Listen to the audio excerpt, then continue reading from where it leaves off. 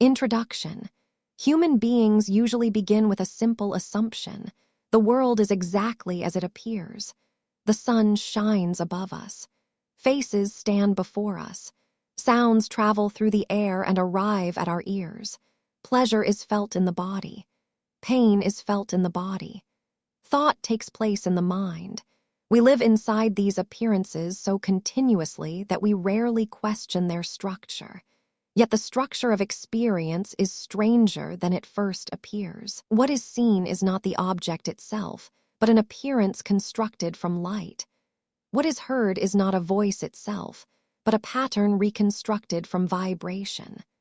What is touched is not direct access to some ultimate reality, but a nervous system's rendering of pressure, temperature, movement, resistance, and contact. Even thought, memory, imagination, and dream reveal a startling fact.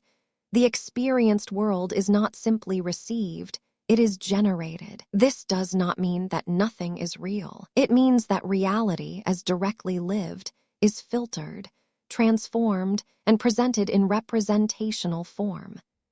Human life may therefore be described as a kind of natural matrix, not an artificial computer simulation created by machines, but a structured field of appearances in which living beings move, react, desire, fear, remember, and search for truth without ever meeting the thing in itself directly. The purpose of this book is not to deny reality, but to clarify its layers. It asks what light is, what sound is, what the eye and ear actually do, what the brain contributes to perception, what dream reveals about experience, why waking life resembles a matrix in structure, and what remains of truth once every sensory world is recognized as representation. It also follows the problem further into the questions of awareness, memory, rebirth, enlightenment, and nirvana, before finally reaching the boundary where evidence grows thin and speculation begins. This inquiry does not seek entertainment in mystery. It seeks precision. If life is a matrix, in what sense is it a matrix?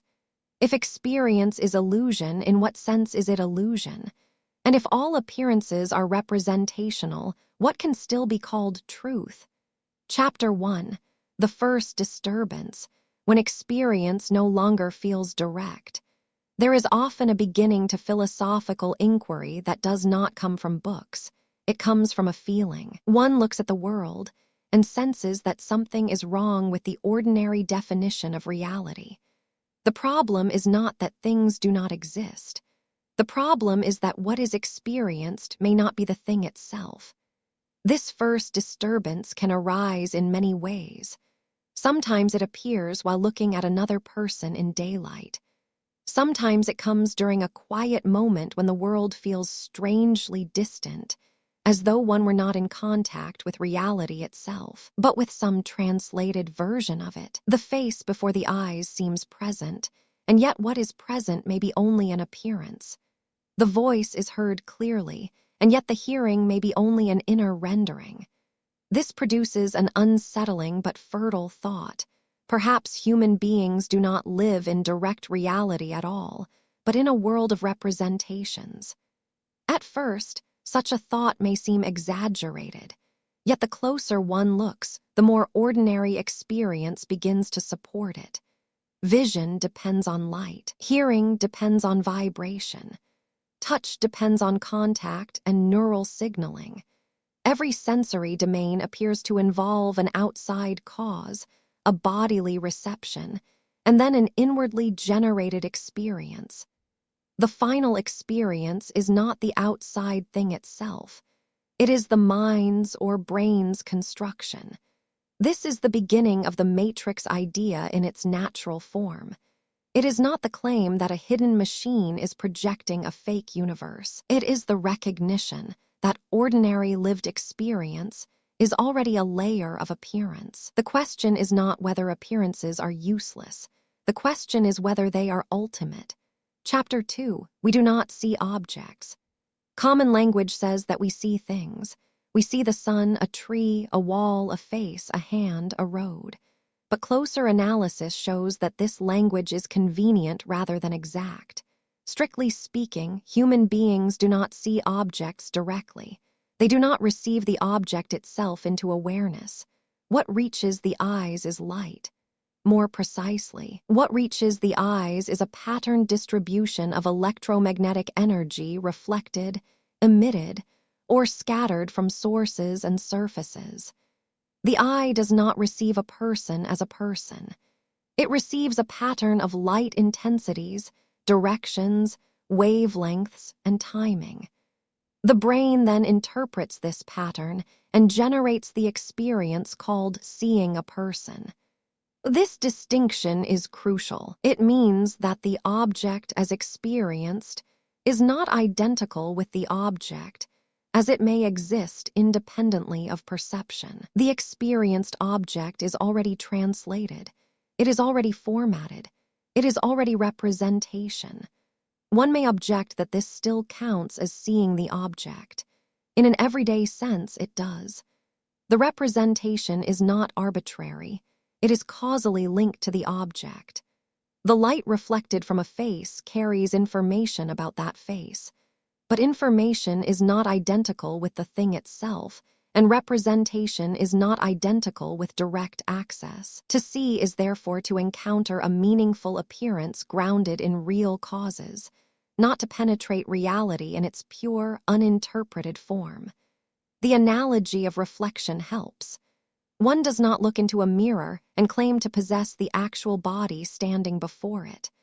One understands that the mirror presents an image. In ordinary vision, the situation is more sophisticated, but not fundamentally different.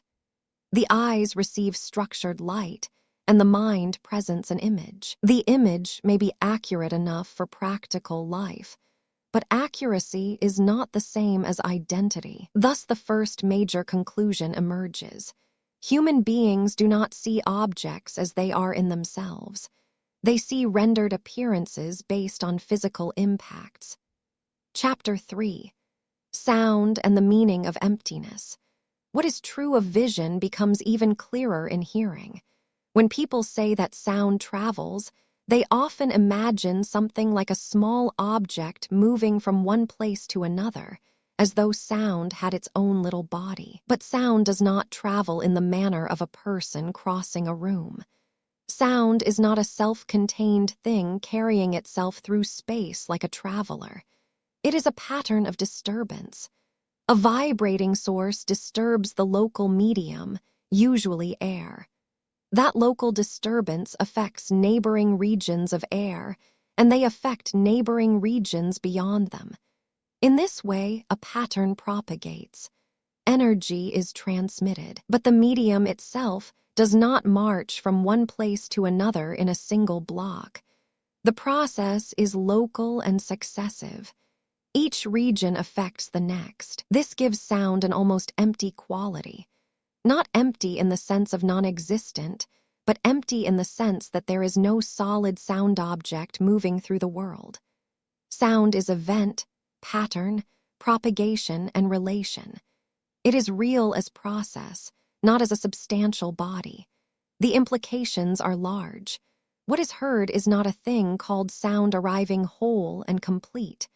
What is heard is the result of the ear responding to pressure variations in the medium. The voice of another person, as heard, is therefore already a reconstruction. There is a source, a disturbance, a transmission, a bodily reception, and then an inward generation of experience. This supports a broader principle. Human beings do not generally encounter finished objects with an experience. They encounter effects, patterns, and impacts, which are then rendered into meaningful appearances. If sound can be so empty of substance while still having real effects, then illusion need not mean falsehood. A phenomenon may lack independent body and yet still function. It may be representational and still be effective. This is a key step toward understanding why the experienced world can be called matrix-like without being dismissed as mere fantasy. Chapter 4. Light as pattern rather than possession. Light is often treated as more solidly real than sound, perhaps because modern physics gives it a more exact language. Light can be described in terms of wavelength, frequency, field behavior, and quantized energy. Yet this scientific precision does not erase the philosophical question. What matters here is not whether physics can describe light, but how light relates to experience. Light is not the object seen. It is the medium of causal influence by which a source or surface affects the visual system. The sun does not place a small sun inside the eye. A face does not walk into the brain. There is patterned electromagnetic activity, reception, transduction, signaling, and reconstruction. This allows a careful statement. The light reaching an observer is not pure fantasy. It is genuinely linked to sources beyond the observer. Yet the experienced light, the seen brightness, color, shape, and scene, is not identical with that physical process. It is the brain's or mind's presentation of it. Thus, the visual world is neither pure lie nor pure truth. It is truth in represented form. That is why it may be called illusion without being called nonsense. The illusion is meaningful because it is constrained by causes. A face in ordinary waking life is not a hallucination detached from the world, but neither is it the world untouched by interpretation. It is a living interface. This is exactly why the metaphor of the matrix becomes compelling. In a digital simulation, a character is represented on a screen by controlled patterns of light and sound. In waking life, the world is represented through bodily and neural processes by patterns of sensory experience. The source differs, but the structure is surprisingly similar. Chapter 5. What the eye and ear actually do. The eye and ear do not transport objects into the brain. They do not preserve the external world in miniature and pass it inward untouched. Their role is more radical and more selective. They convert one kind of event into another. The eye receives patterned light and generates neural signals. The ear receives patterned vibration and generates neural signals. The original event does not simply continue as itself into the nervous system. Instead, the sensory organ reacts and produces a new code, a nervous system-compatible form. This is why the term conversion, or more precisely transduction, matters. The incoming light does not remain light in the brain. The incoming sound does not remain sound in the brain. The bodily organ responds to the external pattern by generating electrochemical activity. The nervous system then works with that activity. This means that the brain never receives the object as object, nor the light as light, nor the sound as sound. It receives neural patterns generated in response to external and bodily conditions. From these signals, further patterns are created. Signals become new patterns, which become other patterns, which contribute to recognition, memory, action, and experience. The ordinary person says, "I see the sun." But in strict terms, what has occurred is much more indirect. There is a source, a field, light behavior, bodily transduction, neural signaling, layered processing, and finally the appearance called the sun in experience. This is not a defect of perception. It is the condition of perception. Human beings do not receive reality in its naked form. They receive impacts and generate a world. Chapter 6. The brain does not merely receive, it re-encodes. Many people accept that the eye and ear convert outside events into neural signals, yet still imagine that the brain then passively receives those signals as though they were finished products. But the process is more dynamic than that. The brain does not simply accept one completed message and store it intact. One neural pattern affects another, and another, and another. Visual input is re-encoded across stages. Auditory input is re-encoded across stages. Memory is not the storage of a perfect copy like a photograph hidden in the skull. It is a transformation in patterns and connections that allows later reconstruction. Thus, the so-called final experience is not the original event preserved. It is the result of many layers of translation. This sharpens the matrix idea. If the world as experienced is the end result of multi-stage generation and regeneration, then what appears before awareness is already far removed from its physical causes. Once again, this does not make experience arbitrary. The chain remains causally grounded, but it means that the immediate world of experience is a rendered world. The brain, then, is not a window that opens onto reality without modification. It is an active participant in the production of appearances. The seen world is not merely delivered, it is built. One may compare this to painting. When a person is painted on paper, the painting is not that person, though it may depict the person. In a similar way, experience depicts reality without being reality itself. The difference is that the brain's painting is dynamic, interactive, and so immediate that it usually disappears into the very act of living. Chapter 7: Touch, Pleasure, Pain, and the Inner Theater of the Body. Once sight and sound have been examined, many people still retreat to touch as the final ground of direct reality. One may doubt what is seen and heard, but surely touch is immediate. Surely pain is real. Surely pleasure is real. Surely sexual sensation is real. Yet the same structure appears again. What touches the skin does not enter experience as itself. Contact affects receptors.